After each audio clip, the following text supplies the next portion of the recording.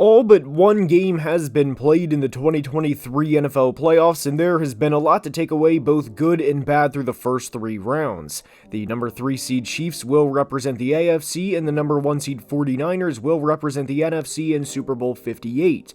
This was the first time in Patrick Mahomes' career in which he had to go on the road in the playoffs, and the Chiefs pulled out wins in Buffalo and Baltimore before matching up with San Francisco for a rematch from Super Bowl 54.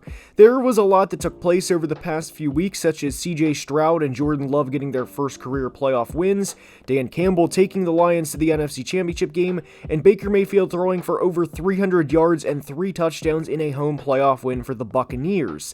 Some of the teams in this year's tournament look to have very bright futures, while others seemingly blew a big opportunity, and in today's video we are going to break down what we learned from the 2023 NFL playoffs. Now let's begin. We are starting today's video with a phrase that is said quite often during the NFL draft, and it surfaces near the end of January seemingly every year, and it's that defense wins championships. The Kansas City Chiefs are headed to the Super Bowl due in large part to their defense, as they held their opponents to 10 points or less in 2 of their 3 playoff games. Whenever you think of the Chiefs, you often think of a quarterback who has 2 MVPs and 2 Super Bowl MVPs before the age of 30, with the opportunity to make that 3 Super Bowl MVPs in a few short weeks. He has swiftly made his way through the quarterback rankings all time, and you may also think of Big Red or Travis Kelce, and you get the point. But defensive coordinator Steve Spagnuolo holding Tua, Josh Allen, and Lamar to a combined 41 points in 3 games is perhaps the most impressive part of this postseason run. The defense is phenomenal, and they make opposing quarterbacks extremely uncomfortable, and it's evident the further Kansas City goes in the postseason. I know people have their opinions on Tua Tagovailoa, but in the wildcard round, Tua was just 3 of 10 under pressure for 34 yards with an interception and had a passer rating of 1.7. Yes, 1.7. For reference, if he spiked the ball every play, he would have a passer rating of 39.6. That starts to show how good Kansas City's defense is, and in the divisional round, Josh Allen was just 4 of 10 for 22 yards under pressure with no touchdowns and no interceptions. Obviously, the interception Tua threw brought his passer rating down severely, so Josh's passer rating under pressure of 47.9 looks better, but this defense still got after him. Believe it or not, Lamar fared the best under pressure out of these 3 quarterbacks, and that's obviously due in large part to the touchdown he threw to Zay Flowers, but Lamar was just 4 of 10 for 65 yards under pressure with 2 throwaways and 4 sacks taken. These 3 quarterbacks combined were just 11 of 30 for 121 yards, 1 touchdown, and 1 interception in a span of 3 games against the Chiefs' defense while under pressure. But this doesn't apply to just the Chiefs' defense either, and despite the Ravens losing in the AFC Championship game at home to the Chiefs, their defense played a hell of a game, all things considered. They were on the field for over 37 minutes of this game and pitched a shutout in the second half. We will do a video soon on the Ravens, and I do think they blew an opportunity for them, but the 2023 Ravens defense should be discussed as one of the best defenses over the past decade. Patrick didn't have an insane AFC Championship game by any means, and he certainly wasn't untouchable out there, and his numbers when he was kept clean versus when he was under pressure were quite drastic. It also helped that Pat started the game with 10 straight completions, but when kept clean against Baltimore, he completed 89% of his passes, and under pressure completed just 45% of his passes, meaning his completion percentage was nearly halved when under pressure against the Ravens. The Ravens allowing 27 total points in 2 home games in the postseason against a future Hall of Fame quarterback in Mahomes and a guy who had one of the best rookie seasons in NFL history in CJ Stroud speaks volumes to where this defense was. This was also against a guy in CJ Stroud who had a great first playoff game against the Browns, in which he threw for over 270 yards and 3 touchdowns, to throwing no touchdowns and not even getting a snap in the Ravens' red zone because of how dominant their defense was. Obviously, if your favorite team needs a receiver in the upcoming draft, like the Cardinals for example, I'm not saying to take a defensive player above a guy like Marvin Harrison Jr. just to fill the roster out, but what defenses have shown over the past month and how critical it is to a team's success will translate in money spent in free agency and draft capital traded this offseason. If you can't outscore Mahomes, Lamar, or Josh Allen because you don't have that type of weaponry, or Bengals fans, yes, Joe Burrow for that matter, well, guess what? Start start investing in the defense and see how far they can take you. Ravens defensive coordinator Mike Macdonald will get a head coaching job very soon, due in large part to this year's defense. VPNs, or virtual private networks, are a pretty big deal in today's world, and Surfshark is an app and browser extension that essentially lets you place your computer or phone anywhere in the world as if you were actually there. In turn, it allows you to have access to unblocked websites or content that you typically may not have access to view. So if there's something you're watching that's exclusive to another country on Netflix or any of the other apps, you can switch your virtual location to the country it's in, and boom, Netflix will show you what's on in that country and even allow you to watch your favorite shows. It also encrypts your online data to add an extra layer of security to keep everything safe. Surfshark also allows unlimited devices, which is unheard of, and if you use promo code analysis, you will receive an extra 3 months free.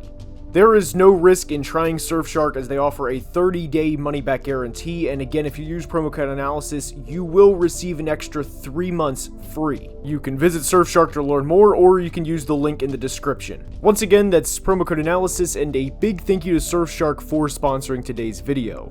Next up is one that definitely applies to the Ravens and one we will re-emphasize during the Ravens video, and that's to get back to the basics.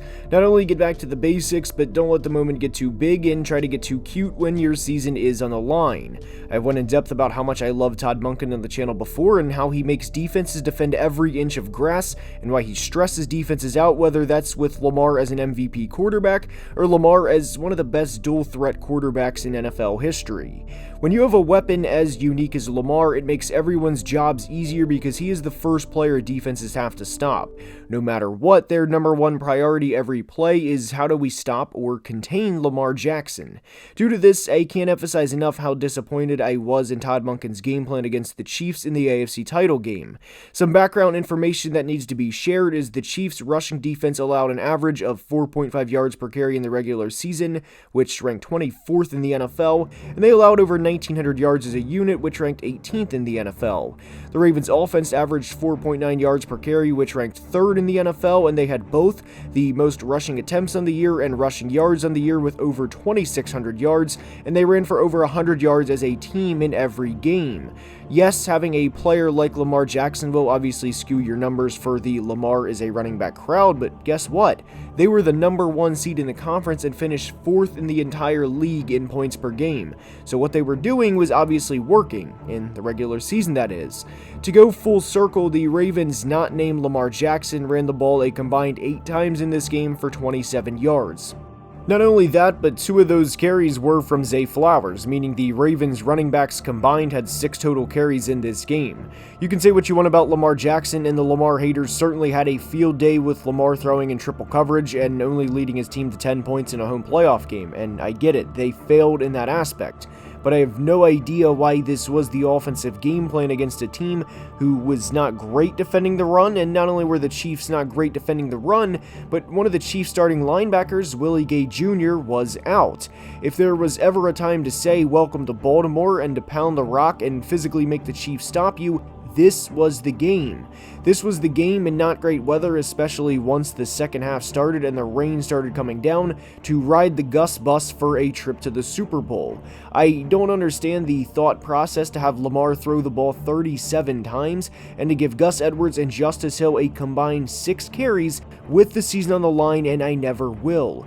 This goes back to the point of getting back to the basics. The Ravens defense, and specifically Kyle Hamilton, who played his ass off in this game, deserve to have a chance to call themselves Super Bowl champions. But the Ravens offense shot themselves in the foot time after time after time, and it cost them their season. One of Gus Edwards' 3 carries went for 15 yards, and if you have a guy who had an explosive play rate of 33% every time you handed him the ball, why would you not give him more carries? This isn't to make excuses for Lamar either, as Lamar did not play good in this game, and I've acknowledged this a couple of times, but this game is on Todd Monken equally as much as it's on Lamar Jackson, and the Baltimore Ravens learned a big lesson. Get back to the basics. Next up is one that I think showed up in a big way in the NFC Championship game, and it's that experience matters. I think this also showed up on the Ravens side during their game with the Chiefs, but it especially showed during the 49ers-Lions game. Detroit went into halftime up 24-7 after a great first half in which they were moving the ball efficiently and looked to be on their way to a Super Bowl. Their drives in the second half were turnover on downs, fumble in their own territory, punt, turnover on downs, and a touchdown with less than a minute to play. There's been a lot of discussions over the Lions going for it on a few of those fourth downs earlier in the second half, and I don't have a problem with that. I don't have a problem with any of those knowing how the Lions roll and knowing how Dan Campbell is as a head coach. If you've watched the Lions at all during the Dan Campbell tenure outside of 2023, then you know they have both won and lost games due to him going for the late game 2-point conversions or going for the touchdown when a field goal would tie the game and things along these lines. There was also this crowd that thought kicker Michael Badgley would have automatically drilled both kicks, and that if you tack on 6 points to the Lions due to him making those kicks, they win. One of the kicks would have been from 46 and one would have been from 48, and in the NFC Championship game on the road, outside, that is far from a given. But to go back to the point of experience matters, I think you have to look at how the Lions played in the second half offensively. They didn't look like the Lions we saw for most of the year, and they looked nervous, and they ended up blowing a 3-score lead. The only decision I didn't agree with that Campbell made was the run on third down with a minute left, because if they didn't get it, which they didn't, they would have to blow a timeout, and they did, and onside kicks in today's NFL are next to impossible. I honestly wouldn't have minded the Lions kicking a field goal once they got inside the 10 to preserve one of those timeouts and try an onside kick because they were down 2 scores and they would have had to try and get the ball back regardless. That's really the only decision I disagreed with down the stretch because it cost them a timeout, but to go back to experience mattering, 3 plays in the second half played a huge part in the 49ers coming back. One was of course the Josh Reynolds drop, one was of course the Brandon Ayuk catch off the helmet, and one was the Jahmyr Gibbs fumble.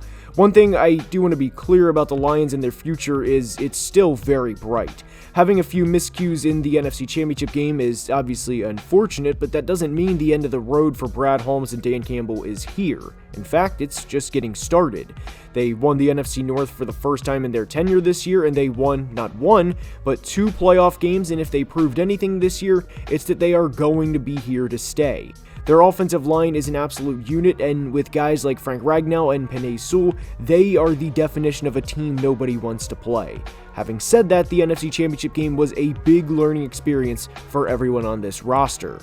Next up is how quickly things can change across the league, and the 2023 playoffs only reaffirmed this. There were a lot of fans that early in the year thought the Packers were going to struggle in 2023 and that this would effectively be a rebuilding year. The same also applies to CJ Stroud and the Texans, by the way. In today's NFL, what I think the 2023 playoffs reaffirmed was you are one good offseason away from competing. Now, beating a team like the Chiefs with Patrick Mahomes and Arrowhead is something different, but we saw the changes the Texans and Packers made throughout the year, and they each won a playoff game and each team put up 40 or more points in the wild card round. This was after each team started 2-3 through 5 games, and each team's future is very bright.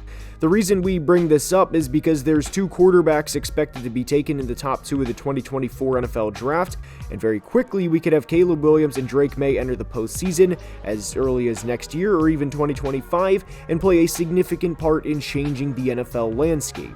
Yes, we will enter the 2024 season with the Chiefs as the favorite in the AFC, especially after this year, and if the 49ers can keep everyone together, they too will enter the 2024 season as one of the favorites in the NFC.